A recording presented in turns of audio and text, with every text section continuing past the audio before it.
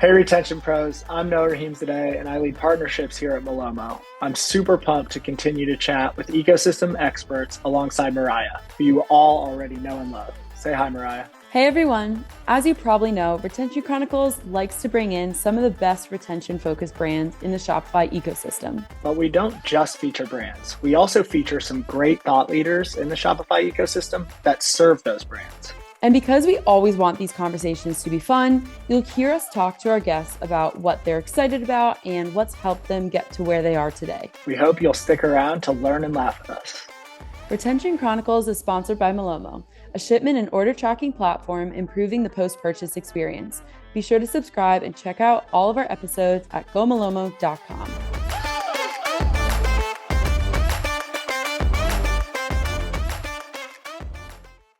Hi everyone, this is our second episode of our two-part series with our favorite Season 2 moments from 2022. This episode specifically focuses on our chats with partners, and if you missed Part 1 with our D2C brands, you can always go back and listen. I'll be giving an intro to each snippet, so if you want to listen to the full conversation, you know which one you can queue up.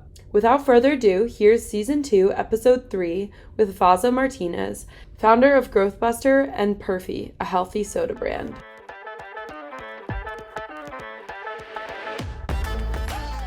You said something that was really interesting from, an agency founder's perspective, thinking about and a brand's perspective, right? Thinking about the balance of when to leverage an agency rather than when to hire in-house to build it out or use the resources you have currently. There's probably a much more intelligent way to ask this question, but you sort of see where I'm going. Do you have any thoughts or advice around like when you would say you will save money by leveraging an agency, even though it seems more expensive up front? Because it sounds like you ran into that problem yourself firsthand. Yeah. So there were certain things where last year my team didn't have the time to do. We hired an epic email agency. It was expensive, but that's not any part of the funds I wish I had back. They're fantastic. You probably know them, David Bozen at Structured. I love them, Yep. And they helped out Perfy get our flows set up and all of that. But at some point, I had to pull the plug on that because you've got to wait for retail to really kick in, and it's a little bit of a sales cycle. So I think going back to your actual question though, it's going to vary based on founder. Like there might be a founder that's epic at ops, somebody who's just straight from, Wall Street, or someone who's a CFO experience. Their strengths are going to be their strengths, and their weaknesses and blind spots are going to be different than mine. So I didn't hire a marketing agency, and it's quite funny how many photography or studios or marketing agencies reach out to, hey, we want to work with Perfy. I'm like, can you beat $0 per month? Like, if you'll pay me to work for Right. Perfy, then we got something going. GB can take a hike, but that's not the case. So, and it's also not one of my weaknesses.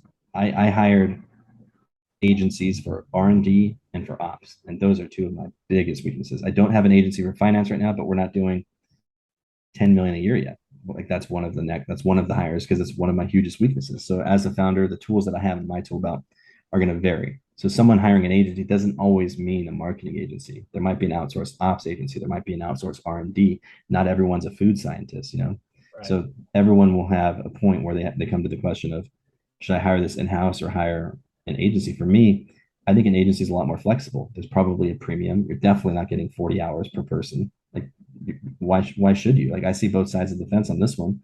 Like, why should I get 40 hours of an agency person's time when I'm not paying for their phone or their Wi-Fi reimbursement, or I'm not paying the payroll taxes on their, on their employment? Depending on the state, it gets pretty crazy. Right. So there's benefits and savings to be had. I can tell you this: the ops agency I have, they're the most expensive invoice I get every month, but it's not one that I'm scared of because they have saved me so much money I cannot calculate it by knowing how to do X, Y, and Z. Or I probably wouldn't have been able to launch Perfy until 2 years from now if I did all that stuff by myself. So it just depends on the founder is my direct answer.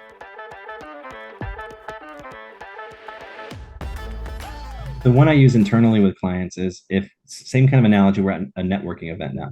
And if I walked straight up to you and said, hey, can I have your business card? Here's mine. That's very, very transactional. You're probably like, what the hell is this dude going to do with my information on here? And I'm like, you're definitely not a qualified lead. You're like, what I give you is a coaster. Like, you're putting your drink on it. It's not a business. You're never going to hold on to it. But if we're casually having a conversation, hey, where do you work? Oh, cool. You're at Malomo. I'm at Growthbuster. Like, I mean, I'm at GB. Then it's so much more natural to hand a business card over to somebody. Mm-hmm. Right. So that's one thing where people don't quite get, and it's something that should be a little bit more focused on. I agree. First of all, I'm going to share this episode with all my single friends to let them know this. Take this advice when you're out next time. So thanks for that. Came for retention, staying for dating advice. But everything has an application, you know. Right. Exactly. Everything's connected. Next up, we have episode 5 in season 3 with Andy Warren, Senior Director of Strategy at Tomorrow Agency. Right.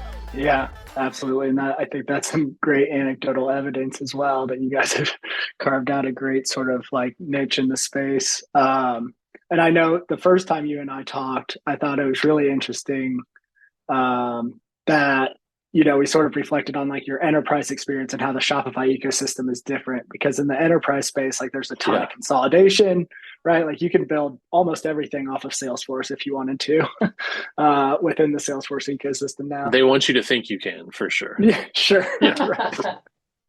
And then brands are like, well, why can't you just, as my agency, go build it on Salesforce? And it's like, well, it's just not quite that easy, right? But in the Shopify world, like there's an app for that, right? There's 12 different apps that Tomorrow's working with, at least, I'm sure. But they all offer different sort of like data sets, right? That power not just the site, but like the marketing behind it. And I want to shift focus to retention here soon.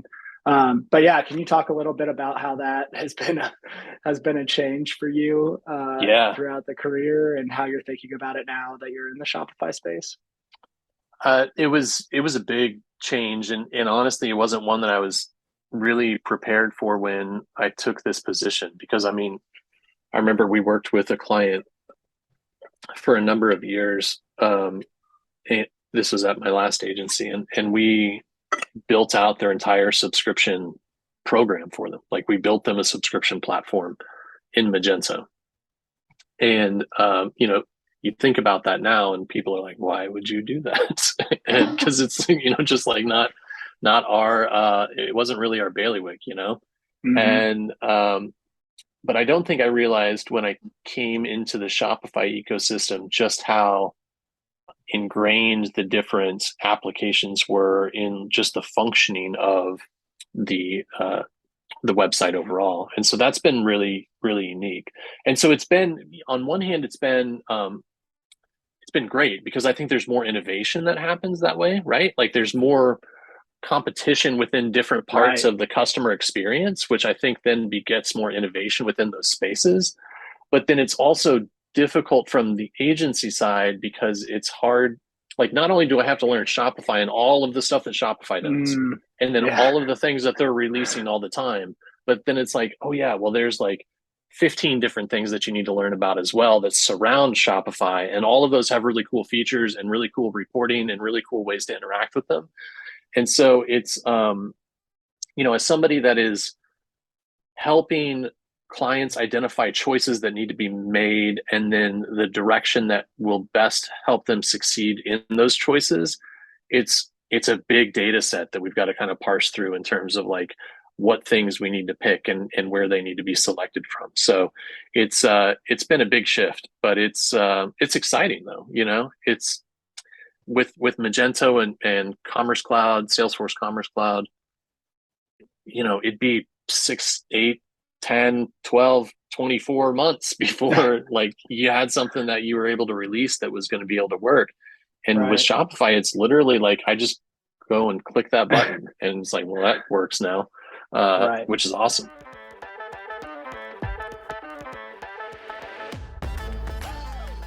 Yeah, I love the zero party data use cases, like basically gamifying the capture of that by, unique quiz like experiences, and then navigating customers through the site based on their preferences and from the answers that they provided you, and willfully so, right? Like, I think that that's going to become even more important beyond just personalization. It'll probably become more important from like a legal and compliance standpoint as, you know, cookies go away and second and third party data becomes like a thing of the past.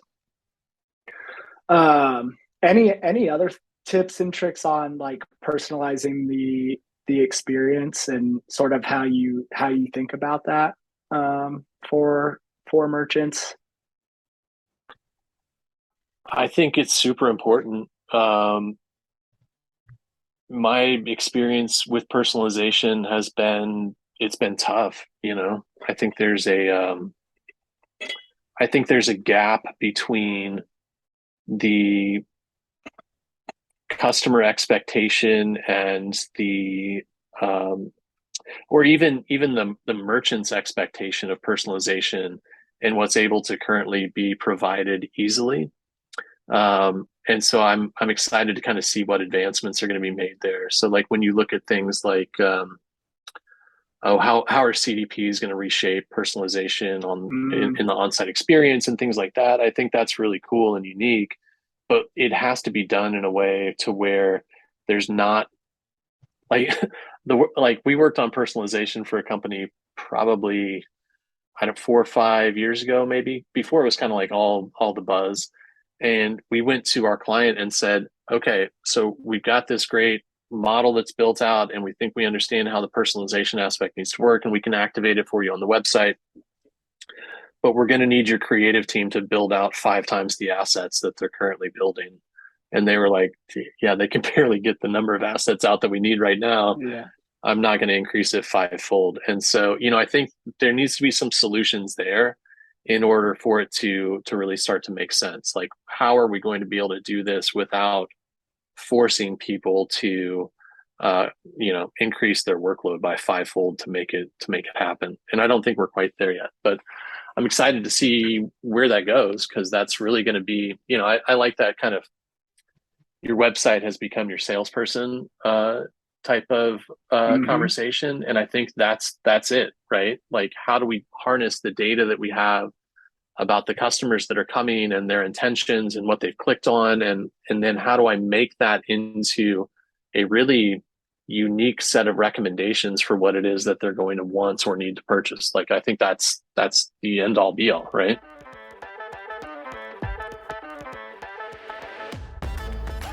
On episode 8 of season 2, we're joined by Matt Bingham, Director of Technology Partnerships at Okendo.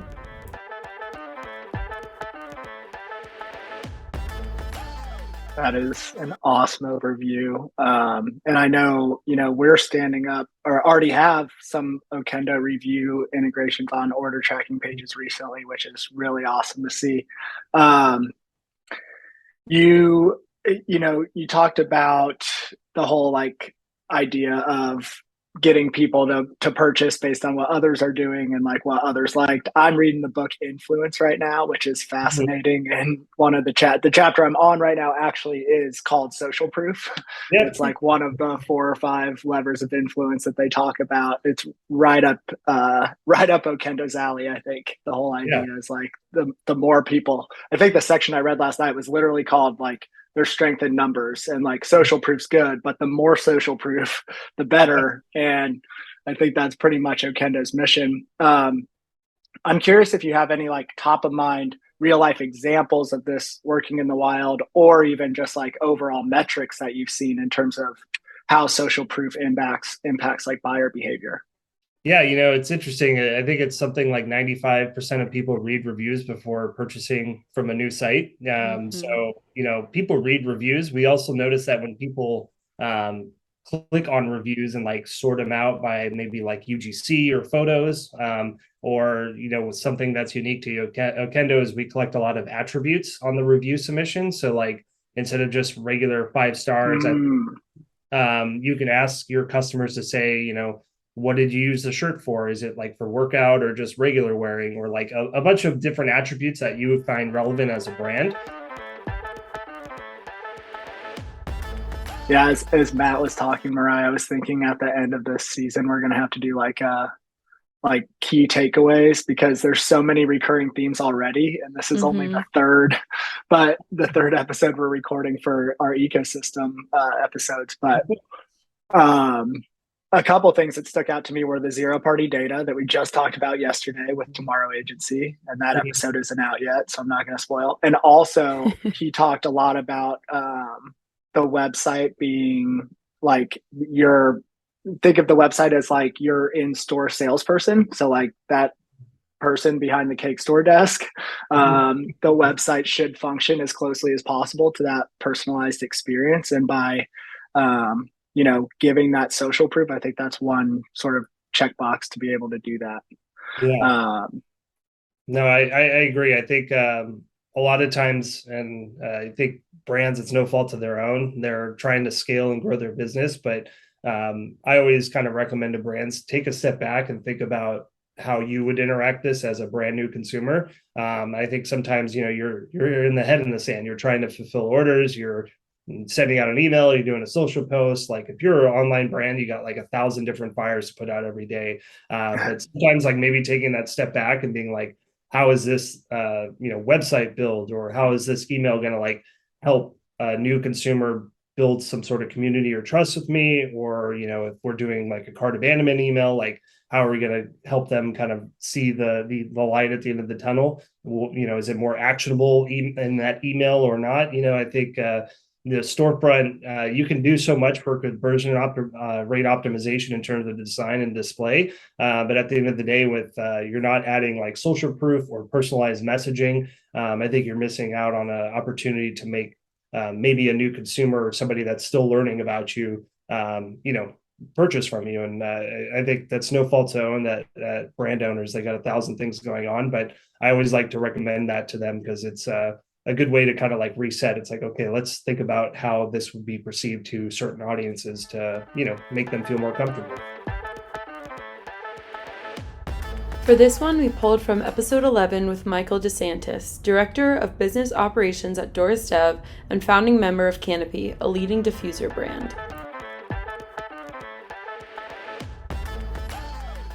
At the end of the day, what we're looking for, if we're doing everything end to end, industrial design through supply chain setup into freight and ops, we're looking for a number of things. One, we're looking to understand what the capital structure of the business is. How much money have they raised? Do they have the money that they need to invest to stand up a supply chain and then have enough money to launch a website, build a brand, and spend the marketing dollars to keep the business rolling? That's super important to us. Kind of harkening back to that, we want any brand that we work with, we want to see them be successful. We want to make sure that they're going to have like a long lifespan and want to support them in standing up a supply chain that can scale with them. Two, I think it's like we are in a position, and we have been historically, to say no to things if we don't think it's going to be a good fit for us, whether it's a type of product category that we're not super familiar with. We don't do wet chemistry, we don't do apparel, right? We really focus on like durable goods. Canopy is a great example. In injection molded plastic part with a fan, there's some electrical components involved. In that case, we'd be looking for a brief from the client saying, hey, here are all the key characteristics. Here's the kind of target market we're looking to go after. Here's our target landed costs. Here's the key constraints that we're aware of, whether that's, relevant compliance testing, or in, the case of a humidifier, say we need it to be able to humidify space up to 500 square feet, right? So there are, kind of design constraints and engineering constraints, and we're looking to have those at least somewhat defined prior to kicking off an engagement. So that way we can have a clear picture and path forward. We're also looking for, target minimum order quantities somewhere in the 1,500 to 2,500 range. Obviously, the more the better, because you're going to be able to push price down on the factory side of things. But that's kind of the low end of what we're looking for in terms of what people are looking to execute on. And at the end of the day, you're making a big capital investment to set up a supply chain. So once we have all those key characteristics defined, what we'll do is we'll step into the industrial design phase. We'll bring in the design team. We'll have a kickoff meeting, really kind of blue sky the project and say, here's where you're finding inspiration. Here's where we're finding inspiration. It doesn't even have to be the same category of product. It could be a sculpture that you like or something like that. We just worked with the soft services team. They just launched a product actually on Tuesday that was inspired by like some sculptural art that we then took and turned into a physical product, and it's beautiful. Another question I was thinking when you were sort of talking about the whole process, I'm so happy you walked us through that, because I would imagine like a lot of, for us and a lot of our listeners probably don't realize how much goes into it. What should brands be doing in like that interim period while they're waiting for the product to be ready? Like, are they normally fundraising? Are they normally like evangelizing their brand and starting their marketing outreach? Are they, like what have you seen them do, and what would you recommend that brands do when they're in that sort of holding period? I think it depends. Like if you're talking a brand that's pre-launch, at the end of the day, if you're engaging with a Doris Dev, you've already raised that like pre-seed round of funding. You've probably already kicked off branding work. Ideally, like if we're doing industrial design, you have like a logo and a color palette figured out by the time we're getting the ball rolling. And then you're getting the process started on designing and developing the website, getting everything set up operationally. If you're going to manage your own 3PL, make sure that that's all tight. Make sure you understand what the tech stack's going to look like on your side of things. I think, on the Canopy side of things, this is super true. The tech stack that we started with is not the tech stack that we have today, right? And like even, launching with you guys on the Canopy side of things, like my mind, super exciting change to the business, super interesting opportunity for us. And honestly, like a no-brainer. I think the thing is like when you're first evaluating your tech stack, though, you need to be thoughtful and you need to stay scrappy. I think that a lot of brands, and I think everybody's feeling this now, but people like to spend when they have the money, and fundraising is a lot harder to do today than it was a year ago.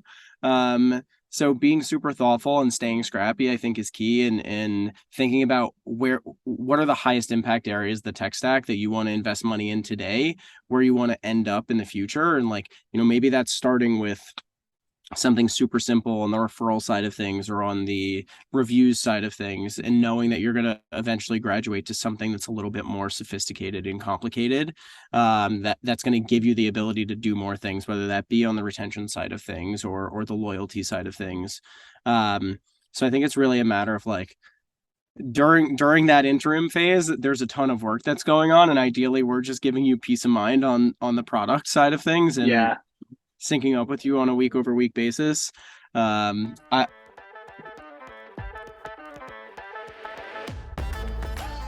This next one is from episode 14 with Aaron Schwartz, former president of Loop Returns.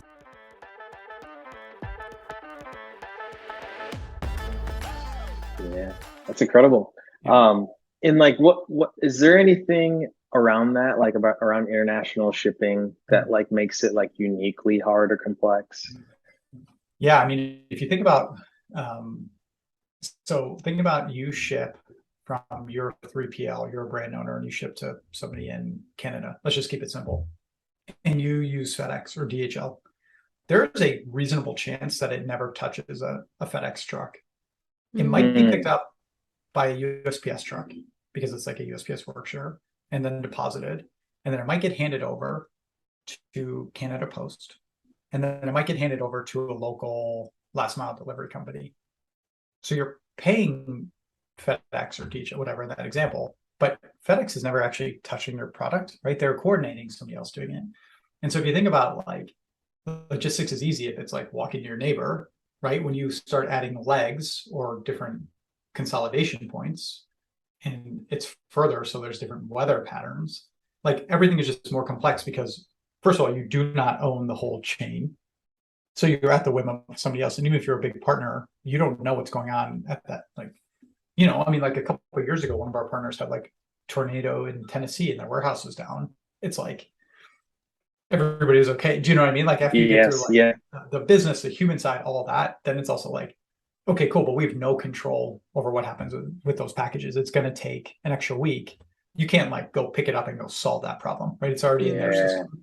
And so I think just like globally is painful because the logistics, you can't own assets everywhere. So therefore it's almost better to own no assets, or like only own assets at like the crucial points.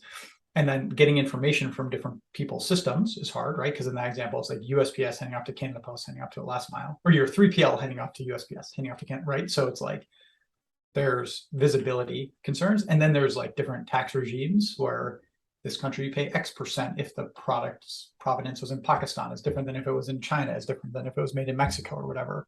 So it's just like all the complexity in one. And you're shipping something that's this big. Like, you know, it's still got to get there. And people have like, well, it needs to be here in 7 days. It's like, well, it's probably a pretty hard challenge. So I think that's it. It's like the things to do are like, obviously choose good partners, get good visibility, staff up with customer service, and like get really good at pattern recognition. Like theoretically, every package into Berlin is stuck in customs for 3 days.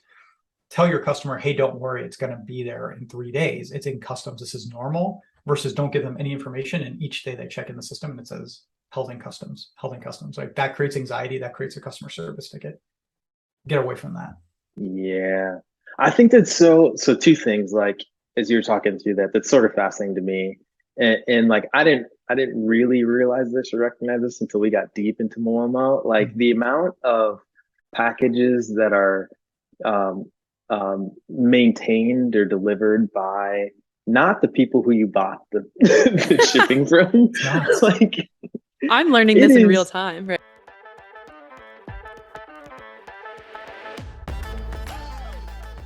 Okay, then the second thing you mentioned is focus. Like, I'm curious too on this because, I think this is kind of interesting topic, especially right now. I feel like in the ecosystem generally, right? Like merchants are looking to their tools to do more, so they can have like one tool to rule them all, versus like the merchants who like that lays like the what's that? The Swiss Army knife, right? It was super tactically good at this one thing. I think now you're mixing metaphors, but I know what you're saying. I am too. We're good. I follow what you're asking. That'll be the theme of this episode. The Swiss Army knife, the Swiss Army knife does a one thing, but also 7 other things. You got a corkscrew. Oh man! Look, I mean, you and I have talked about this. I think for most things, you probably just want a bundled solution, and like done is better than perfect. Make it really easy. I think there are a handful of things where like you want something great, and so I don't think that's the same for every brand.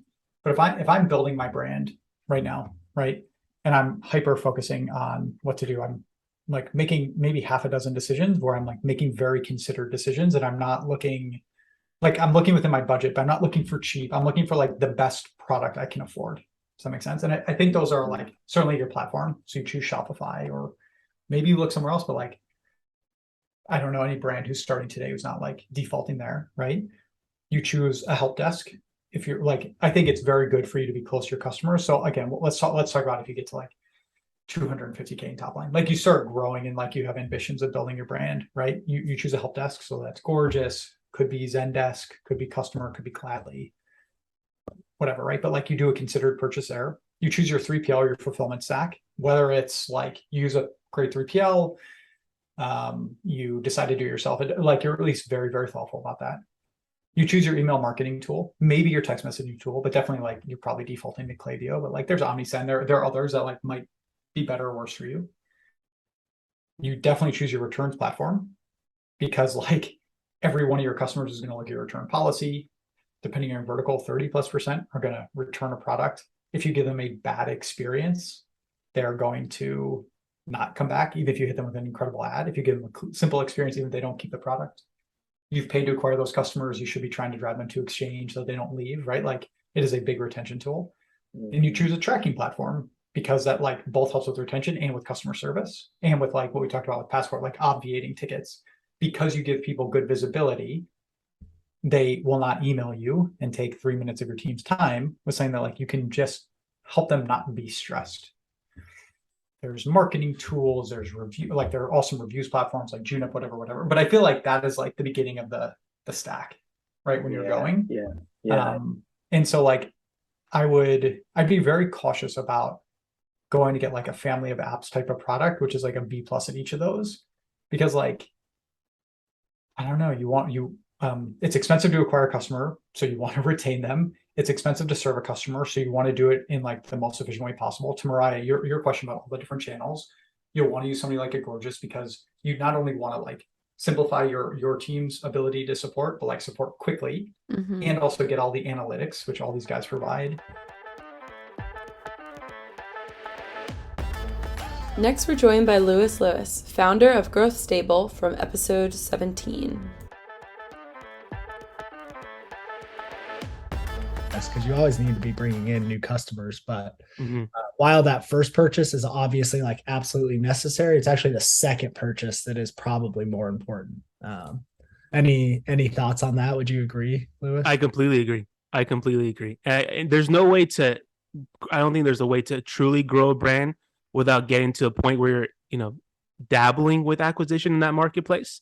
But there are so many tools that aren't being focused on to get that second purchase, right? One thing that I always talk about with the brands that I speak with is the referral programs they use, where they're such home runs. They put, like you just mentioned, $20 sunk into that first acquisition. Most customers are getting a first-time customer offering with a lot of brands, right, in e-commerce. And what I've seen is when you can offer a referral program and you offer a reward to an existing customer that matches that first-time customer discount, you're in a place where you're offering a lower cost to you for an acquisition, and you have a higher chance of that customer sticking around, right? It's almost like a warm lead instead of a cold lead. You don't have to communicate as much to that referred customer because your friend, the existing customer, is doing a lot of that heavy lifting for you, right? And it's one of the tools that I use with Malomo, with the brands, is you have so much excitement built in when a customer places an order. And leading up to that, all the conversation, all the marketers talk about is intent to purchase, right? How about the excitement about a purchase, right? That's what thrills me. When you get a customer to purchase, the conversation almost just started. We now have an official relationship. And if you can converse with them throughout their excitement, right? So checkout is the thrill. Oh, I made the thrill of purchasing. When's it coming? And then all those emails leading up to the delivery, which, as you guys know, the open rates are through the roof because of that excitement. Also, they're not marketing, but through the roof because of the excitement of like, when's it coming? They know essentially when it's coming. You've kind of communicated that when they purchase, but they still check every status update, right? Out for delivery, the shipped one, and then delivered. If you can leverage that with the tool like you guys offer in Malomo, you can capture that excitement and leverage it to something like a referral program, which kind of enhances your acquisition model at a much lower cost than most likely what you're usually offering for a cold market like on Facebook or such. Or it also getting that second purchase from the customer. Maybe they ordered product A and they were excited and they caught their eye and they never even experienced the opportunity to purchase product B. Why not suggest product B in that moment? And all that's at that heightened sense of excitement. It's just such a great opportunity that, compared to a brand who's not leveraging something like Malomo, they may just be purchased, sent to a FedEx page, and we'll see you next time. And maybe next time, if there is a next time at all. Yeah. And one of the things I noticed on Porto's tracking page is, to your point, Lluis, you talked about how like a lot of brands might think about this as increasing LTV by pushing product recommendations or sign up for our subscription program, but don't think about like, how do we just make sure that this customer is super well taken care of, especially if it's the first time, right? Like, what can we do to ensure they have a great experience so they come back for that super integral second purchase?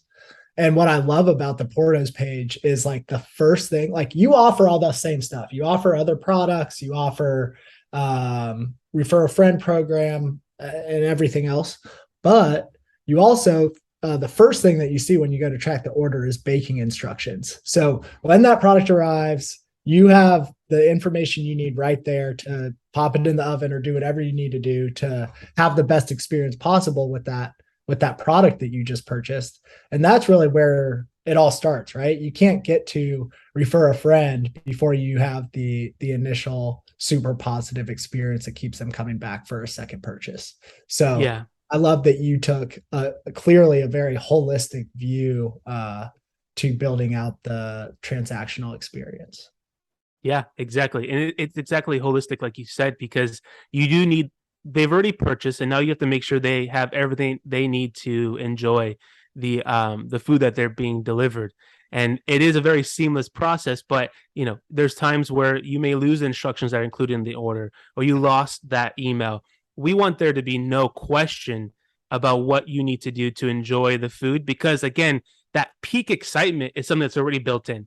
And when that food arrives, you want to eat it within the 30 minutes it takes to bake or less. If you're kind of fidgeting for instructions and you don't have it at that time, we want to make sure there's no opportunity for you to not have the resources you need. And then on top of that, we're pushing the, contact us if you have any questions. If something doesn't make sense in the instructions, as maybe you misread it or we forgot something, you can understand in that situation. So there's no friction for you enjoying the amazing food you ordered. That's the ultimate goal. On episode 20, we're joined by Dan Caldwell, Senior Strategic Partner Manager at Klaviyo. What about making sure that for our subscribers in the post-purchase experience, they're already subscribed. We don't need them to subscribe again. Let's push them down a funnel to refer a friend because we know they're loyal fans. So it's creating this flywheel, right, between retention and acquisition that I don't think has, like I said, like even for us, it wasn't the first thought. The first thought was just, let's keep customers. Now it's morphed into growth through those customers.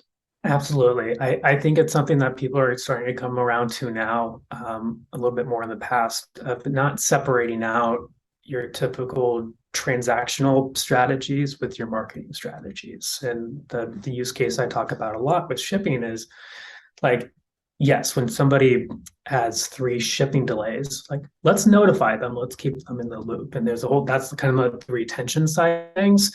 Because I think at this point with supply chains, people are pretty used to shipping delays at this point. I think what they don't like is surprises when it comes to it. Like, where is that package? Oh, it's been delayed. Why didn't you tell me? I think that's the big thing. People want to avoid the surprises. So that helps on the retention side of things.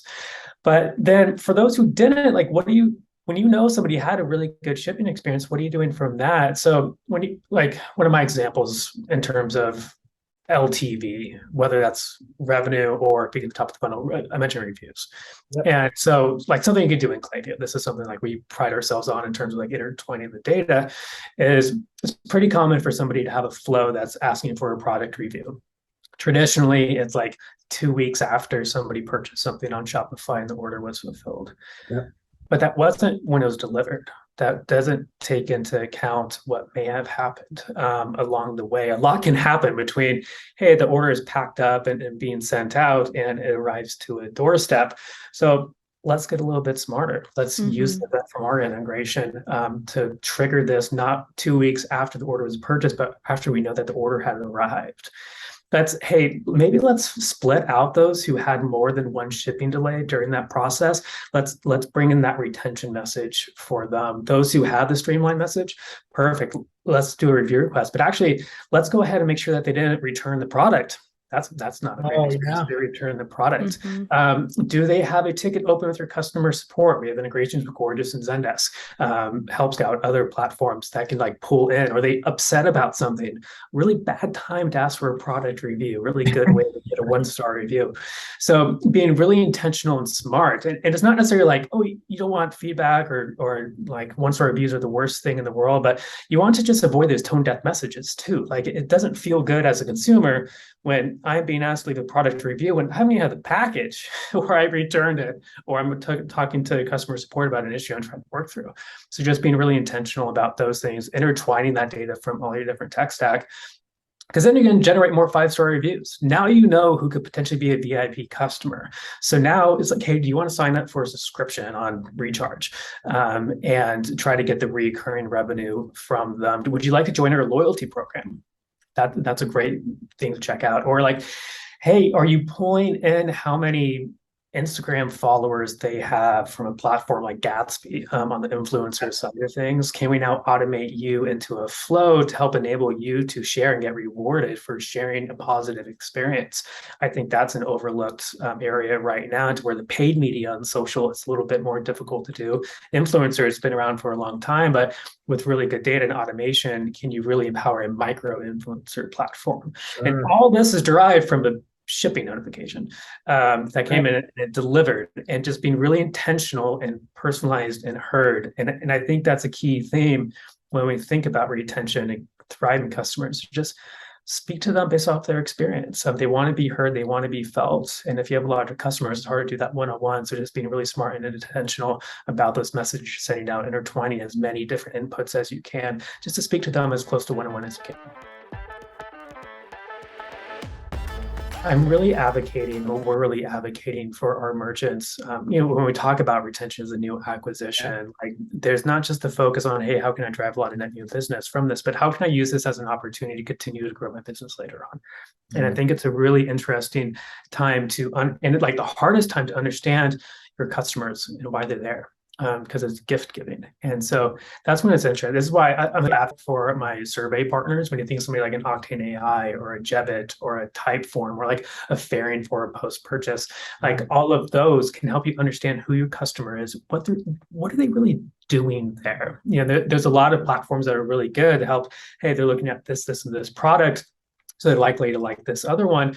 But are they looking for themselves, or are they looking for their mom or for their girlfriend? And it's gift giving. So understanding who that person is and who they're shopping for, because it's really helpful for after Black Friday or Monday, you're trying to grow LTV.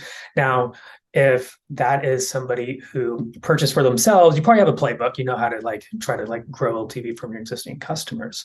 But if it's not, then you're actually not probably trying to sell to the person who just bought your product, but the person who just bought two. So instead of asking, like if I buy something for my mom, like instead of asking me to join a loyalty program for a company that does earrings or something, like, yeah, I'm not your customer for a loyalty program on earrings, but my mom may love it. And so are you giving me a clear path to invite my mom? Like, oh, my mom, you love those earrings. Hey, here's that company in case you like more.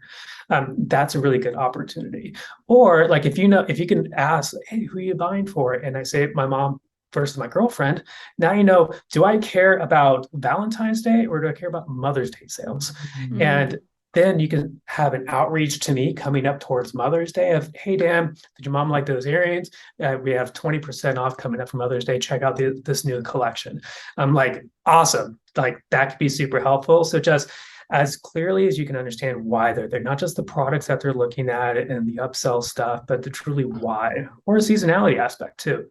Another example I talk about is just like with sporting goods. Like, are they buying a beanie because it's getting cold and we're going into winter and they're walking to work with it, or are they buying a beanie because it's ski season coming up? Mm-hmm. And if you can understand that, then when you're speaking to them, whether it's product recommendations or just the content of your emails, are you talking about ski season and skiing and whatever product you sell that helps support that? Or do you have like nice dress gloves because they're walking to work, they're cold and their fingers are going to get cold? Let's try to cross-sell this advice. So understanding exactly what they're there for can help kind of tailor those. And I'm not giving specific examples, but people can connect the dots on their own use cases. But I think it's a really interesting opportunity, challenging opportunity, but I think there's some really good programs out there to help.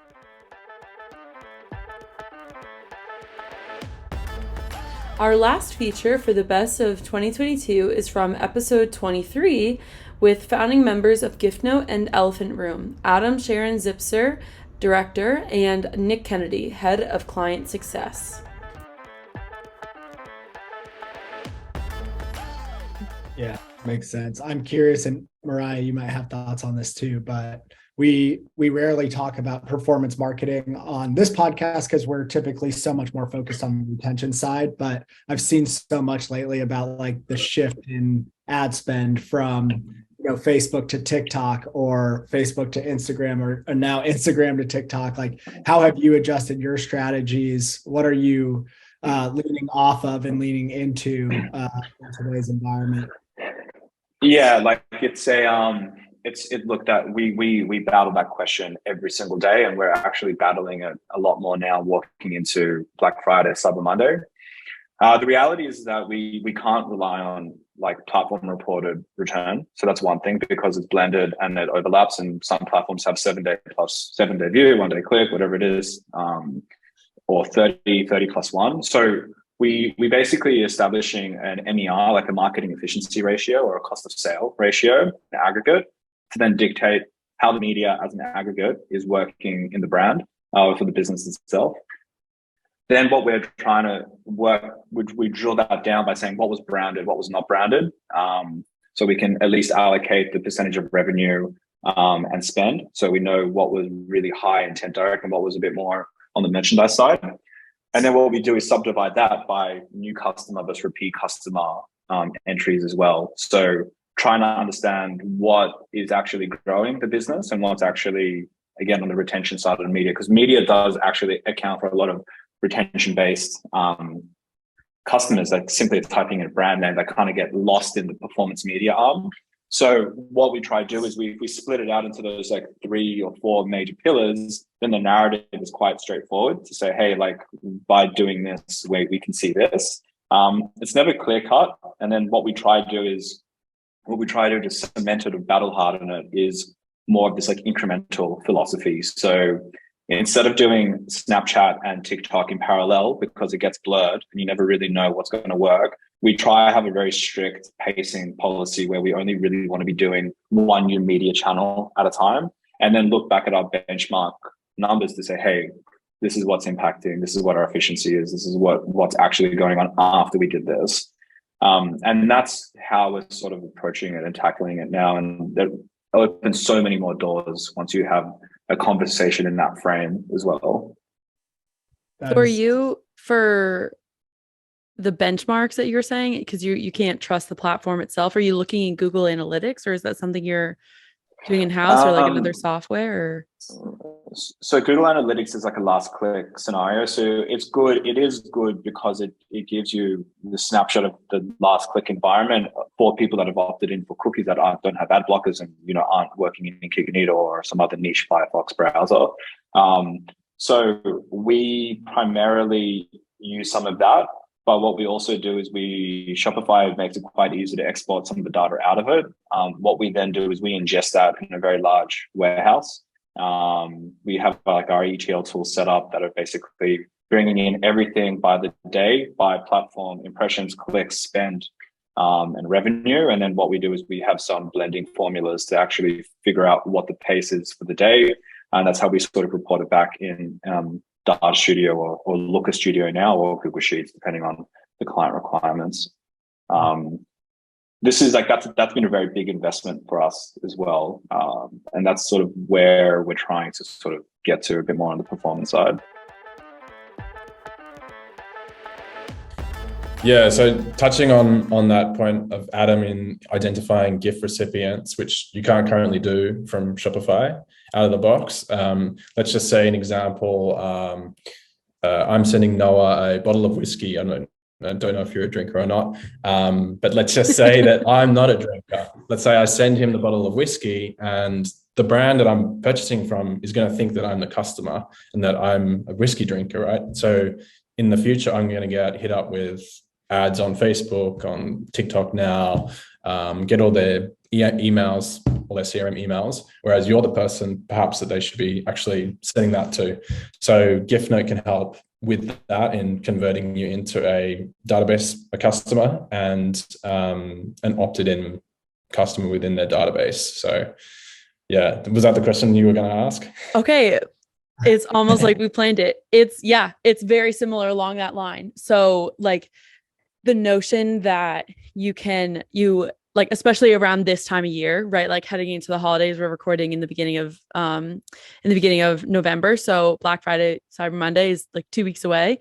So the idea of the merchant not having like the customer versus the consumer and like how they're different in gift giving. So that's exactly what I was going to talk about, is like, there's also a huge perk for merchants to grow their like branding and their experience with the person who's actually consuming their product, and to ask for, that UGC or those reviews, or to know, like, even if, so like, say, Nick, in the whiskey example, you're buying and you mark like, oh, this is for Noah's birthday or something along those lines. Now the merchant knows that, oh, you bought a bottle of whiskey for your friend's birthday around this time, or like even segmenting for like different holidays, because now they have more information on like you and why you purchase from them.